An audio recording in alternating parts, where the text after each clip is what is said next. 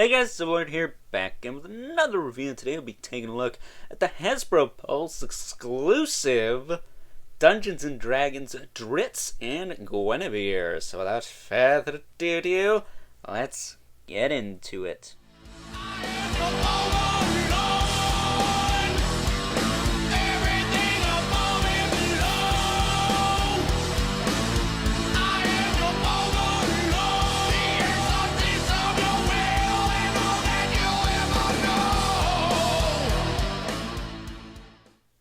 Alrighty guys, this is it before. Today we're taking a look at the Mythic Legion. Oh, excuse me.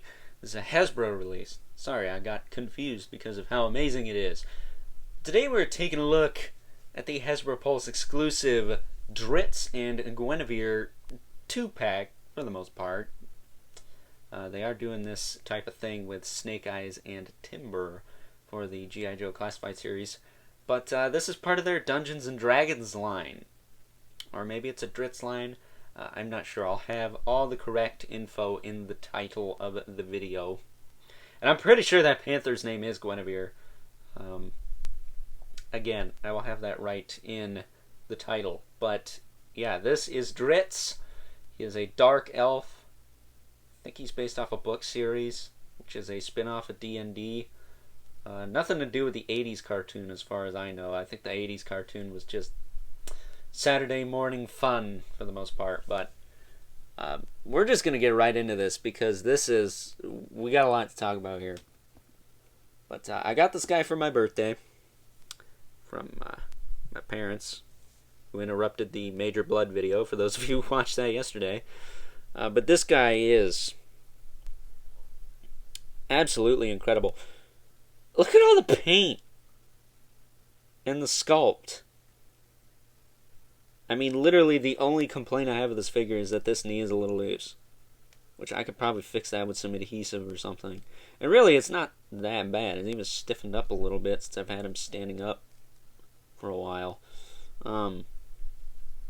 Yeah. Really solid figure. Just looking at him like this. So, the complexion of Mr. Drizzt here, I believe it's pronounced Drizzt. Again, correct me in the comments if I'm wrong. I'm not up on my D&D. I can assure you. I know more about G.I. Joe than I know about D&D, I think. But I believe Drizzt is supposed to have a much darker complexion. I don't think it's supposed to be that bright.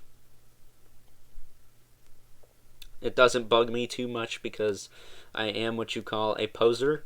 When it comes to this, I just like the cool action figure I'm holding in my hand right now. Just all the armor, all the paint, all the sculpt, it's incredible. And I believe, if I'm not mistaken, the Four Horsemen had a hand in making this guy, so that's probably why it looks so good. But articulation on this guy, his head will rotate, and I am going to actually take off his hair, show you the articulation in the neck. He can look up all the way. He can look down all the way. He can look side to side. He's got a little bit of tilt. Looks really funny that way, but I guess you could do that if you want, but Drizzt is supposed to have his long flowing locks here, so let's get this back on. It's a little tricky to get the hair on no matter which hairpiece you decide to use. I like the straight down hair. I think it's a little bit better. I kind of prefer my action figures to just have manila poses. There we go. Again, it's a little tricky. You gotta get the ears in there, but they are soft enough they will flex and get in there for you. That's what she said. Shoulders go out to the side pretty far. The shoulder pad will ride up on the chest plate there. He does have a butterfly joint, which works pretty good. His arm will also rotate around. I don't think he's got... No, he doesn't have the McFarlane style butterfly. He does have a bicep swivel. He's got a double jointed elbow, which is 100% pinless. Those of you who are into that. He can punch himself in his own face. Can't snap his neck and kill him too, but not with that hair on. He's got up and down hinges in the wrists for his soul holding hands. Maybe he can rip people's souls out. I don't know. He's got an ab crunch, which that's probably about the only negative on this figure is the ab crunch is kind of gaudy on the back. But not the front. The back is pretty ratchet, but the front is fine. And then he does have a waist somewhere in there. There it is. Basically like a G.I. Joe Classified Series waist. Which is fine. Hips, I don't believe they are on drop downs. They're not. They're just on standard ball hinges, but you can swing them out, back down, forward, back a little bit. He does have a thigh cut, double knee. He can kick his own Dark Elf ass. Look at that. Armored character can completely kick his ass. And then he has the ball-jointed ankles, with the ball hinge ankles with the swivel, hinge at the top, and then he does have the rocker here, and peg holes at the bottom of the feet. Also, pinless knee joints. So if you're at all into that, this guy's got it all going on. He looks awesome. Look at that. It's pretty rad. But getting him out of the way, let's look at this kitty cat next. This is, again, I believe it's Guenhwyvar. And you actually have to plug the tail in when you open it.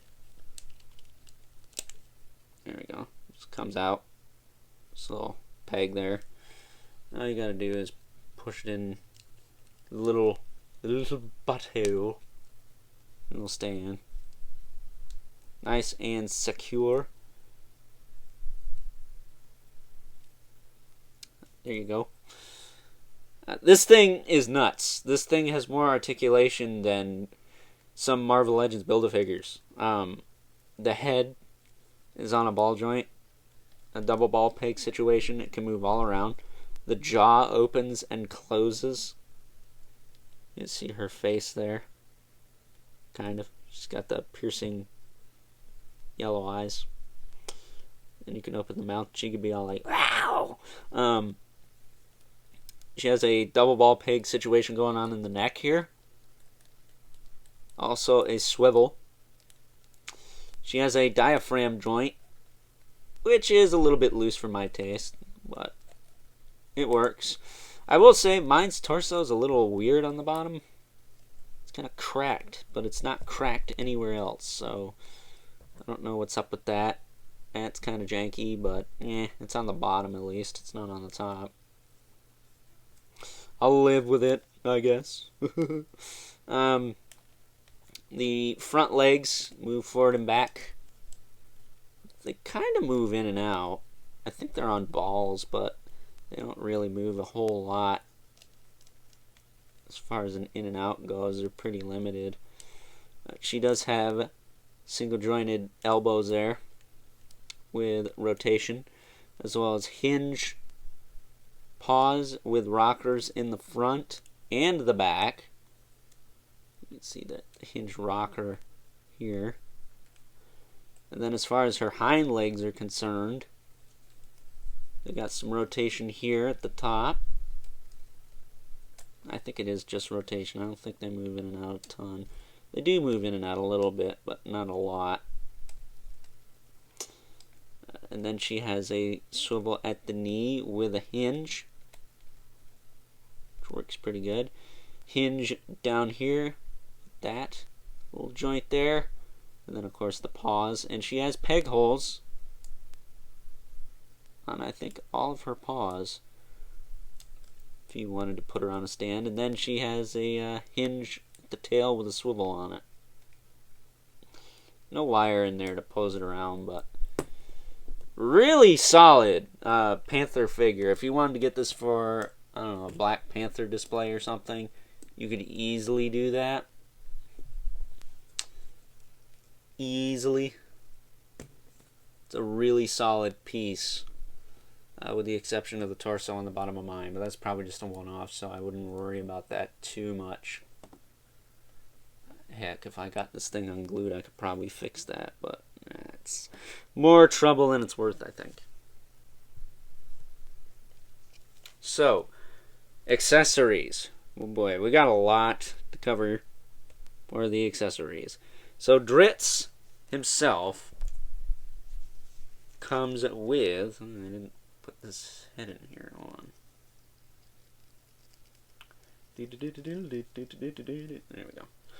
Comes with an alternate head with a different expression on it and different hair. You can swap the hair out between the two heads, or vice versa. Or you can make your thumb look like an 80s rock star. Look at that. But there you go. Comes with an alt head and hair. Alternate hair. Imagine that. He comes with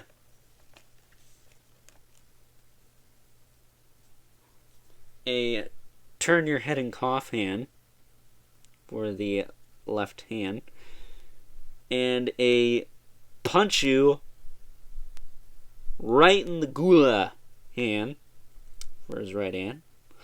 So he comes with an alternate set of hands. I wouldn't say set. You can do the tough guy pose almost, have his other hand holding this one. He comes with, if I can find him here. Where'd they go? 2 swords. Now, I believe these have specific names, but I honestly couldn't tell you. They are supposed to be kind of like the curved sword, although there's not a lot of curve to them. But they have very nice hilts. Little dragons on them, I believe. At least some nice ornamentation, if not that. There you go. Pretty cool. And he comes with not 1, but 2 of these swoosh effects for the sword that you can snap on or slide into the sword like that. Now these are really heavy, but they are included, so if you want to use these, you can. They look pretty cool though. Whoosh. I will say you're going to want to heat the sword, not the sword, but the hand up to hold the sword though. And again, he does come with 2 of these. And if you noticed, he does have the holsters, or the sheaths, I should say, for the swords on his hips. And I put this one, actually I think this one goes over here. I think they're specific. One's supposed to hold one, one's supposed to hold the other. If you mix it up, you screw something up. I'm not sure, but this one went into there, and then this one went into here, I believe. Yes. But you can have him with the swords. That is pretty cool. Probably how I'm going to display mine, to be honest. Just takes up less space that way. He does have this little kitty cat statue of Guenhwyvar. And I hope that's her name. I want to butcher it for the entire video. And I'm not sure if this is Guenhwyvar and he summons her with this, or this changes into that, but it's nice they included it. A little statue there. He also comes with a medallion, which you can easily put around his neck. Pop the head off. The head's got a nice pop to them too. They're not hard to take off, but you can put this around his neck, like so, and put the head back on, like that. I don't know if this medallion has any significance, but it is there. At least it was. Where did it go? Oh, it got stuck under his chin. There it is. There it is. The hair will sometimes ride up on him. Just forewarning you. There he is with his medallion. And then last, but certainly not least, comes with this cape with a hood on the back. No peg hole, but it sits on there nice and snug. It's got a bit of a fur piece around the top here. And I think you can just slide him up into this. No, you gotta pop that off. And I like to keep the medallion on him, just so I don't lose it.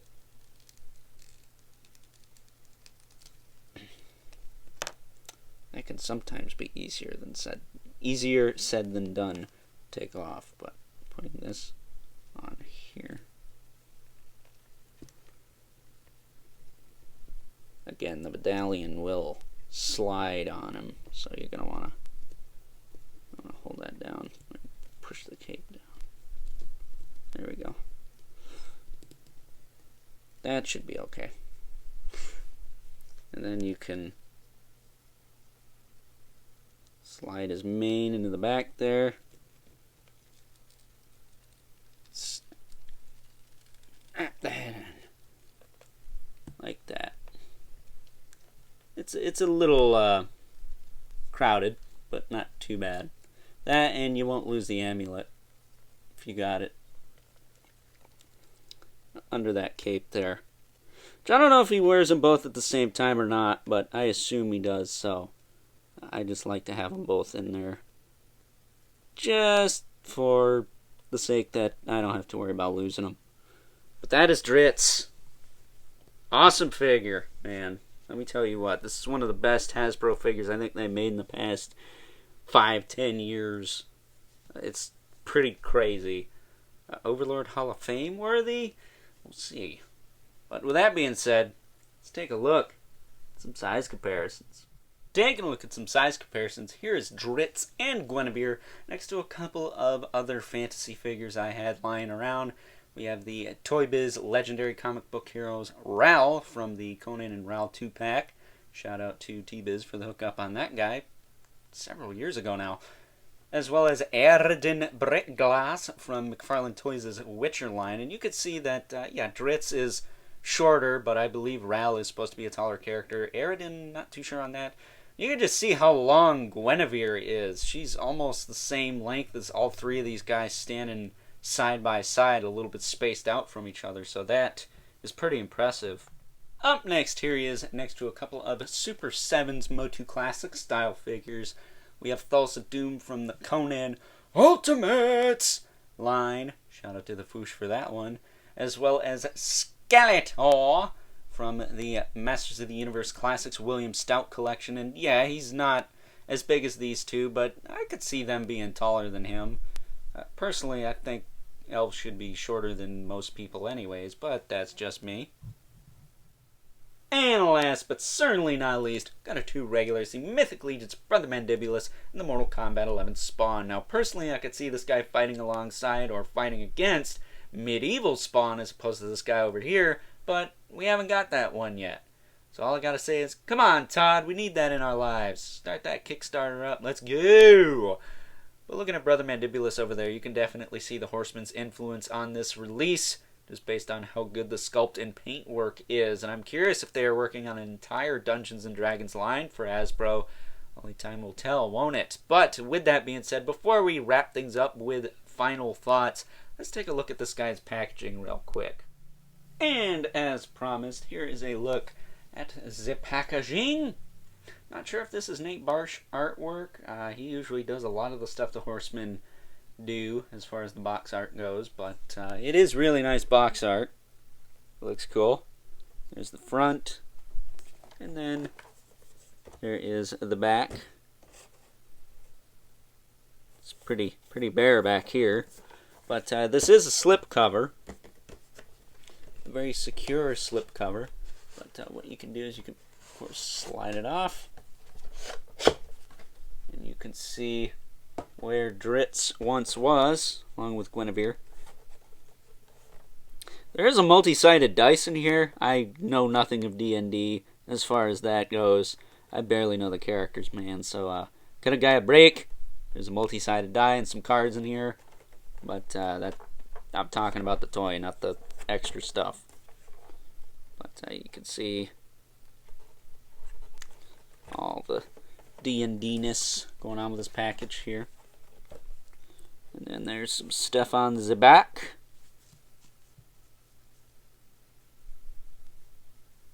And yeah. So for the price point of, I believe it was $40. I don't think it was 50. You get some D&D like game pieces and whatnot, the dice and some cards, and you get this really nice packaging, which is collector friendly, of course. It's resealable. And you get the awesome Drizzt and Guenhwyvar figures with loads of accessories. So I'm just saying, our legends, step it up, son. But with that being said, now it's time to wrap things up. Some final thoughts. Overall, and if this isn't an excuse to stop buying Marvel Legends from Hasbro, I don't know what is. Because here's the thing, it's the same company, but yet they don't put half that much budget into a single Marvel Legends figure as they did into this one-off, we may never get any more figures in this line release. I'm just saying, kind of silly, kind of crazy, kind of bullshit.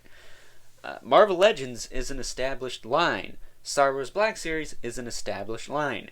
G.I. Joe Classified Series, while the property's established, that line's only been out for about a year. Those are miles better than your standard Marvel Legends figure. I mean, literally, they're still repainting body molds from 2012. And yet here we are getting a one-off release that was a PulseCon exclusive for the same price as a Marvel Legends 2-pack, which would contain 2 repainted figures. And it's miles better. It is so much better. It's got so much unique sculpt and paint on it. It's got tons of accessories. It comes with a fully articulated panther, for crying out loud. For $40. Plus tax and shipping, of course. But $40. If your mind is not blown, I don't know what is. Maybe your load. But I'm going to say right now, if you're at all a fan of Dungeons & Dragons or Drizzt, which I believe is a book series, I highly recommend you pick this thing up. Yeah, I know the likeness is not 100% accurate to the source material. I believe Drizzt is supposed to have a much darker complexion, more like a dark bluish purple or even a black skin tone. But those things don't really bother me because, much like with G.I. Joe, I am not a true fan. I am a complete hypocritical asshat who just likes awesome toys. And if you got a problem with that, then sorry, but you must suck really, really hard and have no friends because you're a negative Nancy and just a straight naysayer who doesn't like to have fun with stuff. I like to do that, so I got this figure. Granted, it was a birthday present, but I asked for this figure and I got it, and it's fantastic and amazing. Yeah, the knee joint's a little loose on mine. That's not that big a deal. I can fix that. And then the torso on Guenhwyvar is a little bit, I don't know if you want to say cracked or misaligned, but it's a little janky on the bottom. But again, $40, 100% unique mold. Buy it. But with that being said, I hope you guys enjoyed this review. Don't forget to like this video, hit that subscribe button, and the notification bell so you know whenever I upload more reviews like this one. And if you haven't already, hit me up on Instagram at Overlord Productions for live unboxing videos of all kinds of stuff. Stay tuned. We have a massive Motu live stream coming eventually. Again, BBTS needs to get my shit. What the hell? Where's all my stuff? But in case you missed them, I do upload them to IGTV afterwards, so you can watch them in their full train wreck glory at your own leisure. And as always, don't forget to leave a comment in the comment section below. Let me know what you think of this figure, if you like or don't like this figure, if you are jonesing for or going to pass on this figure. I think you could still buy it, which is crazy, because PulseCon exclusives or Hasbro exclusives, period, usually sell out within a week. I think you could still buy this guy and a few of the other exclusives. I need to pick up that Hellfire set, mostly because I want an Ichabod Crane action figure, and those two frilly-haired, colonial-looking guys would probably scratch that itch for me. And the Emma Frost has nice boobs too. So, with that being said, don't forget to keep comments civil, because the world sucks enough as it is. And until next time, I will catch you guys later.